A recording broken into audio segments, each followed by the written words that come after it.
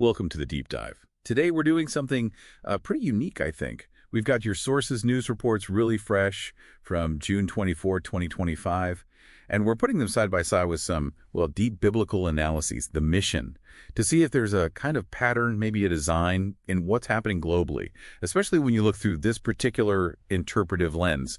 Now, this isn't about, crystal balls or predicting the future. It's more about understanding maybe timeless dynamics, how ancient ideas might shed light on today. Okay, let's unpack this.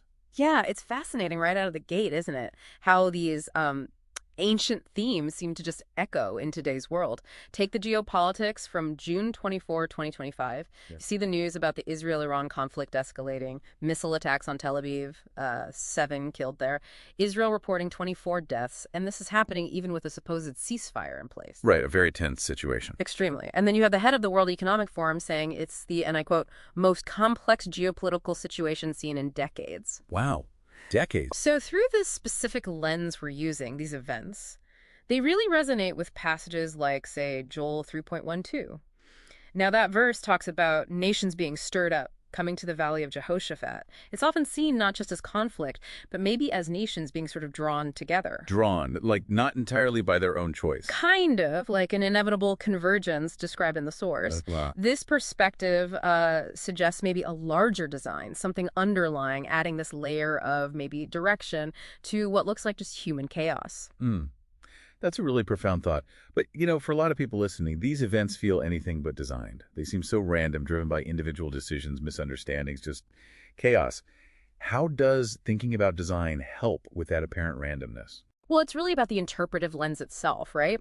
The sources we're looking at suggest that even within what seems like chaotic human choice, there might be these underlying forces, like hidden currents. So this framework helps us look maybe beyond the immediate triggers to see if there are deeper recurring cycles of behavior and consequence, cycles that have historical parallels, potentially revealing some kind of foundational blueprint. Okay, I see. Looking for patterns beneath the surface noise. And what's really striking looking at these sources is how these patterns aren't just in geopolitics. They seem to stretch right into our everyday life, societal shifts, like the sources mention the huge problem of misinformation, deepfakes, happening literally every second globally. It's blurring reality. How does that connect? Precisely. And that struggle with objective truth, that's not new. Our sources connect this to ideas like humanity's treachery, from Hosea.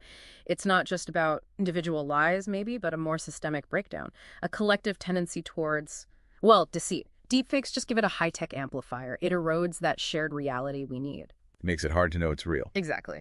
And you also mentioned boundless identities in the sources alongside this truth decay. Can you unpack that a bit? How does identity shifting play into this? Sure. So boundless identities, as it's presented here, seems to refer to this societal fluidity, Wow. where maybe traditional roles, categories, even objective facts about identity are being redefined or rejected more often. And when society gets sort of untethered from shared frameworks, Yeah. it can potentially lead to that situation described in Judges. Everyone just does what is right in one's own eyes. Now, that sounds like freedom, but the risk highlighted is eroding shared moral frameworks, which can lead to fragmentation, disorder. And that sources gave examples. Yes, stark ones. The shooting during the OKC Thunder celebrations, those awful syringe-pricking incidents in France. But then on the flip side, you see Texas moving to display the Ten Commandments in classrooms. That reflects a kind of search for anchors, right? A desire for some shared boundaries amidst all the flux. Okay, so connecting these threads then.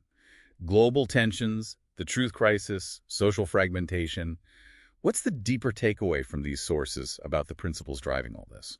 Well, the sources seem to suggest many challenges boil down to a mix of things this lens might call misplaced zeal and maybe a kind of modern idolatry. Misplaced zeal. How so? Like passion for a cause, which is good, right?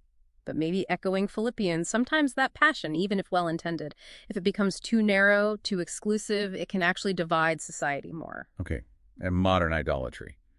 Not actual statues, I assume. No. More like placing ultimate trust or worship in things like tech dominance or material success, instead of perhaps more foundational principles.